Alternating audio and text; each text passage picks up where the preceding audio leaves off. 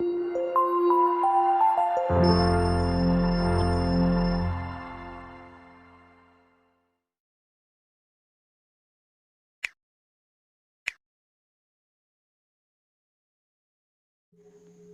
perkenalkan nama saya Dewita Preti Heriani Mone, NIM 18-100-2007. Di sini saya akan menjelaskan tentang format laporan keuangan interim.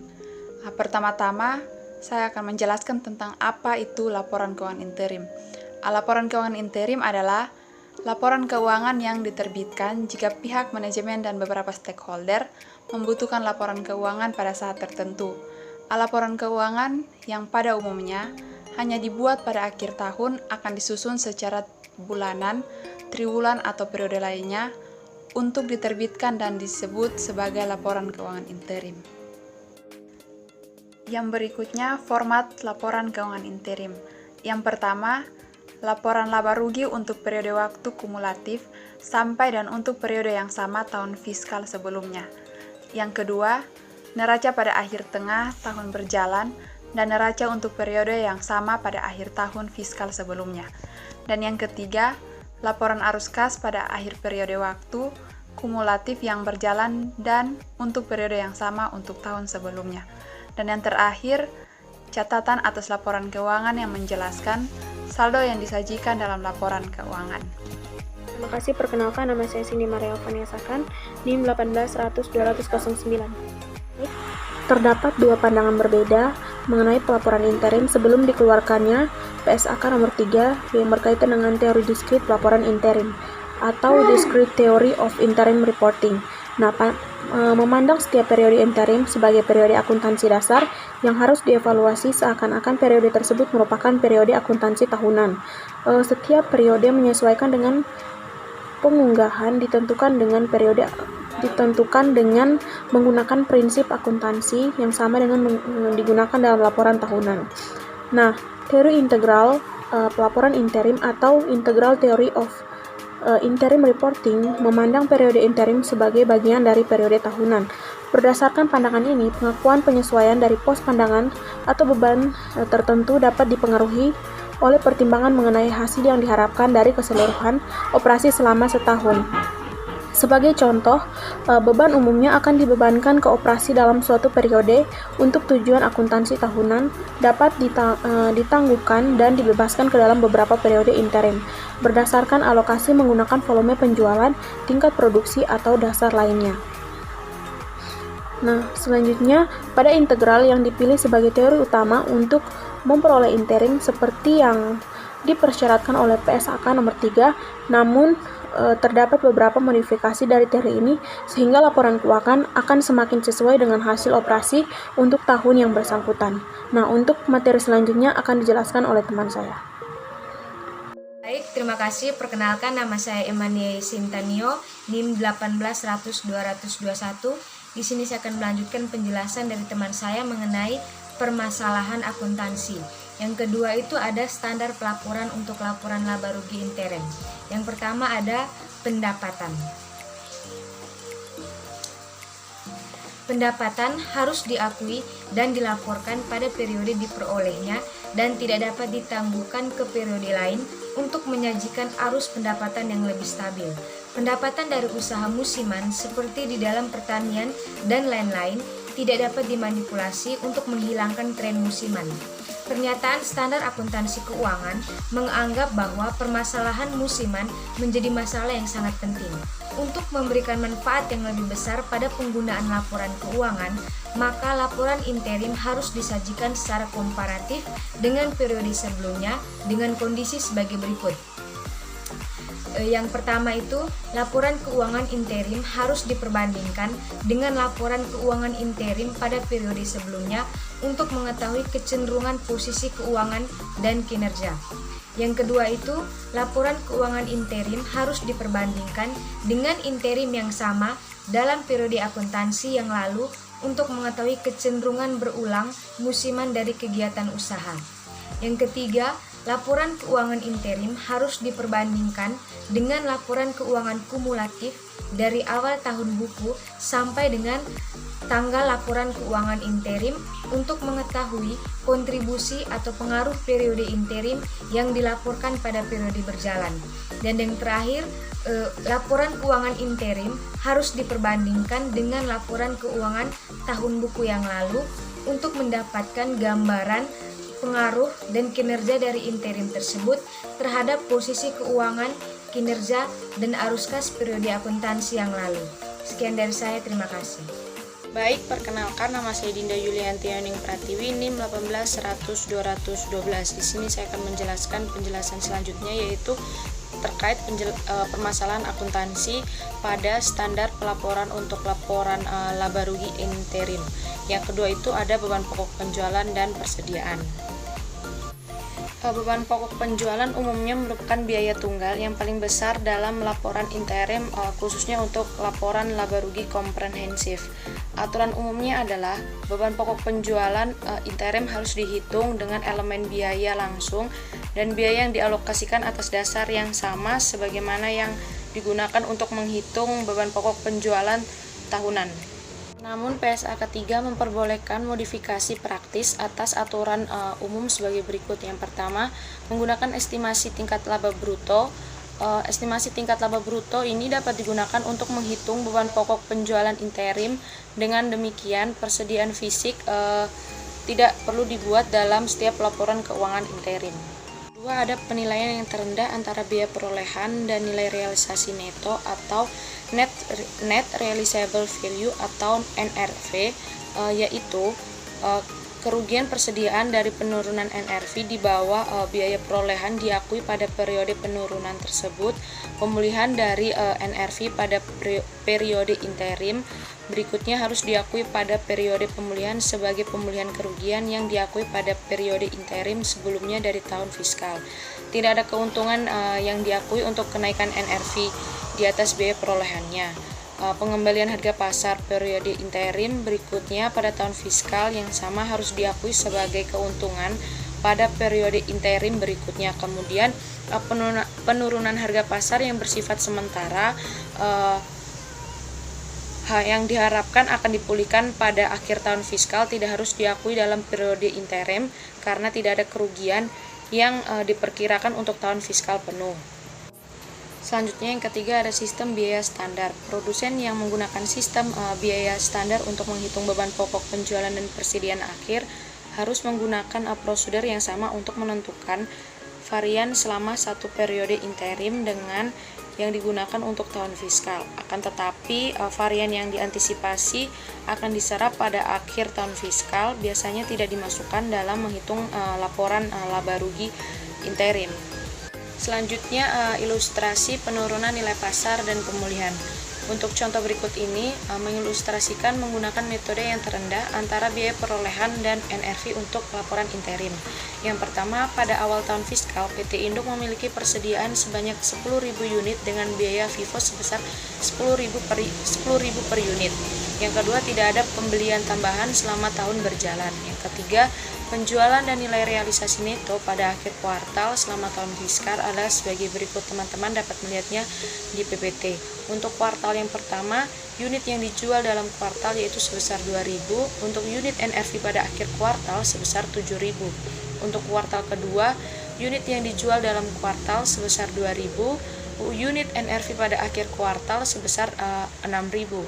Kuartal ketiga, unit yang dijual dalam kuartal sebesar 2.000, unit NRV pada akhir kuartal sebesar 7.000. Untuk kuartal yang keempat, unit yang dijual dalam kuartal sebesar 2.000, unit NRV pada akhir kuartal sebesar 11.000. Di sini PT Induk tidak yakin mengenai penyebab turunnya NRV dan menganggapnya akan menjadi permanen. Karena itu, perusahaan mengakui penurunan tersebut dalam kuartal terjadinya. Tidak ada pengakuan yang diperlukan jika penurunan tersebut diantisipasi berlangsung sementara atau temporel dengan pemulihan pada akhir tahun. Untuk menyajikan perhitungan yang diperlukan untuk penyesuaian akun persediaan PT Induk menjadi biaya terendah atau NRV, pada akhir kuartal pertama, persediaan akhir kuartal itu turun menjadi 24 juta dan kerugian diakui pada laporan interim laba rugi komprehensif. banyak perusahaan melaporkan penurunan tersebut sebagai bagian dari beban pokok penjualan karena kejadian tersebut terkait dengan persediaan. Pada akhir kuartal kedua, diperlukan penurunan persediaan akhir sebesar 6 juta. Laporan interim kuartal ketiga ini menunjukkan pemulihan kerugian sebesar 4 juta karena peningkatan biaya penggantian persediaan. Kemudian pada kuartal keempat, NRV sebesar 11.000 lebih tinggi 1.000 dibandingkan biaya perolehan pada awal persediaan. Pemulihan kerugian sebesar 6 juta atas persediaan akhir kuartal keempat dari 2.000 unit diakui untuk membuat penilaian persediaan dari 7.000 per unit menjadi biaya perolehan awal yaitu sebesar 10.000 per unit. Ingat bahwa persediaan mungkin tidak akan dinilai melebihi biaya perolehannya. Kemudian ada cara lain untuk melihat pengaruh penurunan nilai dengan menghitung jumlah yang akan dilaporkan dalam beban pokok penjualan setiap kuartal. Jumlah ini termasuk biaya yang ditetapkan ke barang yang akan dijual selama kuartal ditambah pengaruh setiap penurunan nilai persediaan akan dikurangi pengaruh pemulihan kerugian yang diakui pada periode interim sebelumnya. Penyesuaian pasar ini biasanya diperlakukan sebagai penyesuaian beban pokok penjualan untuk merepresentasikan semua biaya produk dalam satu lokasi pada laporan laba rugi komprehensif. Berikut adalah tabel penyajian perhitungan beban pokok penjualan untuk setiap kuartal. Teman-teman dapat melihatnya pada PPT. Di sini ada kuartal, biaya yang ditetapkan ke barang yang akan dijual, persediaan akhir diturunkan ke NRV atau pemulihan kerugian, dan total. Kita lihat untuk yang kuartal pertama, biaya yang ditetapkan ke barang yang akan dijual sebesar 2.000 unit dikali 10.000 ditambah 8.000 unit dikali 3.000 sehingga totalnya menjadi 44 juta. Kemudian pada kuartal kedua, biaya yang ditetapkan ke barang yang akan dijual sebesar 2.000 unit dikali 7.000 ditambah persediaan akhir diturunkan ke NRV atau pemulihan kerugian 6.000 unit dikali 1.000 sehingga totalnya menjadi 20 juta. Pada kuartal yang ketiga, biaya yang ditetapkan ke barang yang akan dijual yaitu 2.000 unit dikali 6.000 kemudian dikurang persediaan akhir diturunkan ke NRV atau pemulihan kerugian yaitu 4.000 unit dikali 1.000 sehingga totalnya menjadi 8 juta. Kemudian untuk kuartal yang keempat, biaya yang ditetapkan ke barang yang akan dijual sebesar 2.000 unit dikali 7.000 kemudian dikurang persediaan akhir diturunkan ke NRV atau pemulihan kerugian sebesar 2.000 unit dikali 3.000 sehingga totalnya menjadi 8 juta. Jika pengurangan NRV pada kuartal pertama dan kedua dianggap temporer, tidak diperlukan penurunan nilai untuk diakui dan karena itu tidak ada pemulihan kerugian yang akan diakui pada kuartal ketiga dan keempat.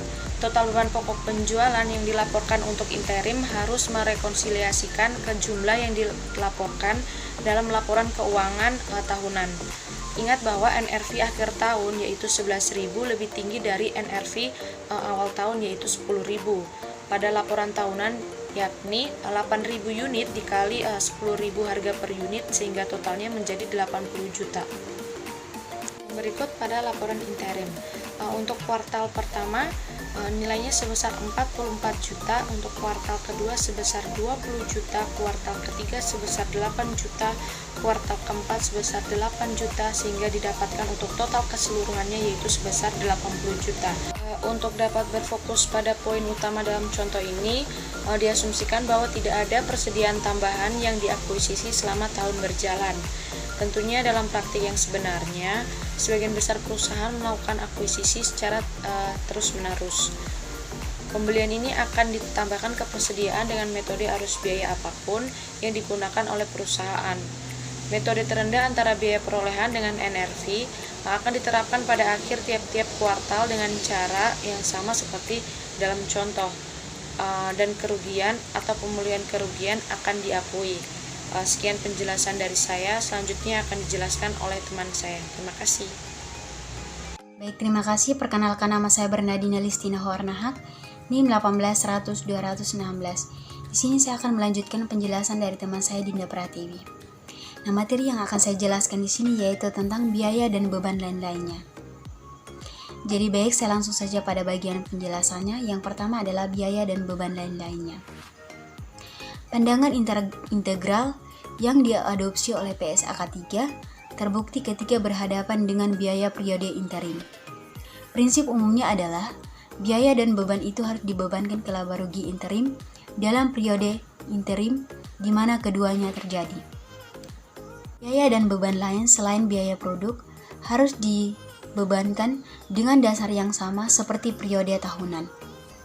Namun, beberapa biaya dan beban dialokasikan di antara periode interim berdasarkan pada estimasi waktu yang dipergunakan, waktu yang diterima, dan tingkat aktivitas dari periode interim tersebut sebagai bagian dari estimasi jumlah untuk tahun fiskal tersebut. Pilihan antara pengakuan langsung dan pengeluaran dalam laporan laba rugi periode interim dan penangguhan serta alokasi ke beberapa laporan laba rugi periode interim tersebut berdasarkan evaluasi subjektif dan periode yang mendapatkan manfaat dari pengeluaran tersebut. Walaupun sebagian besar pengeluaran dibebankan ke periode interim pada saat terjadinya. Lalu yang berikut deskripsi untuk mengilustrasikan saat pengeluaran bisa ditangguhkan dan dialokasikan dalam beberapa periode. Yang pertama, beberapa perusahaan memfokuskan pada perbaikan peralatan yang besar dalam satu waktu pada satu periode interim. Untuk pelaporan interim, biaya perbaikan itu dapat ditangguhkan atau aset dibayar di muka atau diakui atau estimasi liabilitas dari dialokasikan ke beban perbaikan ke setiap periode interim yang mendapatkan manfaat dari biaya perbaikan tersebut. Lalu yang kedua, pajak properti harus ditangguhkan atau diakui pada saat periode interim daripada diakui secara penuh sebagai sebuah beban periode interim saat pajak dibayar. Lalu yang ketiga, biaya kampanye iklan besar harus dialokasikan pada periode interim yang mendapatkan manfaat dari biaya tersebut daripada yang diakui semata-mata dalam periode interim saat biaya itu terjadi. Sebuah prosedur alokasi khusus adalah untuk memperkirakan volume penjualan diantisipasi pada setiap periode interim yang akan mendapatkan manfaat dari kampanye iklan tersebut. Secara umum, biaya total iklan dibebankan untuk menentukan laba rugi tahunan dan tidak ada penangguhan yang dilakukan di luar akhir tahun fiskal. Sekian penjelasan dari saya. Terima kasih. Baik, terima kasih atas waktu dan kesempatannya. Di sini saya akan melanjutkan materi yang telah disampaikan oleh teman saya. Sebelumnya, perkenalkan nama saya Chandra Sanjaya, NIM 18100-228. Di sini saya akan menjelaskan tentang perubahan akuntansi di periode interim. Itu poin pertama, yaitu perubahan prinsip akuntansi atau penerapan retrospektif, yaitu perubahan ini dilakukan oleh sebuah entitas hanya jika karena ada standar akuntansi yang baru diterapkan atau perusahaan melihat adanya suatu prinsip akuntansi baru yang lebih baik untuk diterapkan dibandingkan prinsip akuntansi yang digunakan selama ini. Perubahan ini membutuhkan proses penerapan retrospektif. Pendekatan ini akan diterapkan pada seluruh laporan keuangan sebelumnya, termasuk laporan keuangan interim. Jika perubahan jenis pengaruh kumulatif dilakukan selama periode interim setelah periode interim pertama, maka laporan interim sebelumnya dari tahun fiskal berjalan harus dinyatakan kembali seakan perubahan ini termasuk masalah pajak akan diterapkan pada pendekatan retrospektif. Akan tetapi, perubahan akuntansi yang terkait dengan depresiasi dipandang sebagai metode perubahan entitas dan bukan perubahan prinsip akuntansi.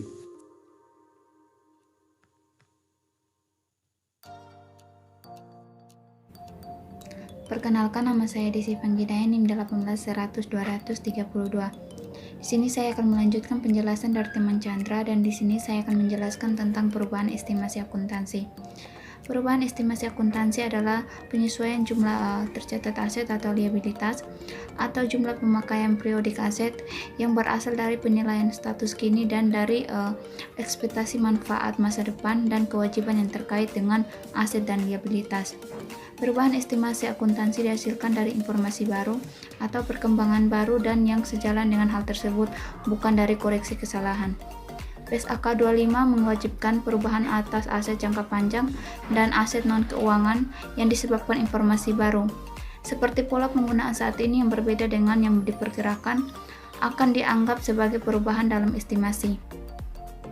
Penerapan atas periode berjalan dan periode yang akan datang perlu dilakukan, tetapi laporan keuangan yang telah dikeluarkan tidak perlu disajikan kembali. Dampak dari perubahan estimasi akuntansi diakui secara prospektif dalam laporan laba rugi. Yang pertama, periode perubahan. Hal ini terjadi jika dampak perubahan hanya pada periode tersebut. Yang kedua, periode perubahan dan periode mendatang. Hal ini terjadi jika perubahan berdampak pada keduanya. Sepanjang perubahan estimasi akuntansi mengakibatkan perubahan aset dan liabilitas atau terkait dengan suatu pos ekuitas.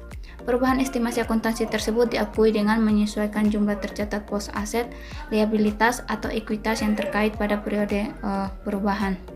Selanjutnya akan dijelaskan oleh teman saya. Baik, perkenalkan, nama saya Aryani Erdalina Natunis, NIM 18100-244. Di sini saya akan membawakan materi tentang kesalahan mendasar. Kesalahan mendasar yang merujuk pada angka atau nilai tertentu pada periode yang telah dilaporkan. Pada PSAK nomor 25, mewajibkan kesalahan yang telah dikoreksi pada periode yang telah dinyatakan, di mana terjadi kesalahan jika tidak dapat langsung menentukan pengaruhnya pada periode di mana terjadi kesalahan, maka penyesuaian harus dibuat pada saldo awal periode yang paling cepat. Di mana terjadi kesalahan, maka penyesuaian harus dibuat pada saldo awal periode yang di mana paling mungkin untuk menyajikan koreksi tersebut. Sekian dan terima kasih.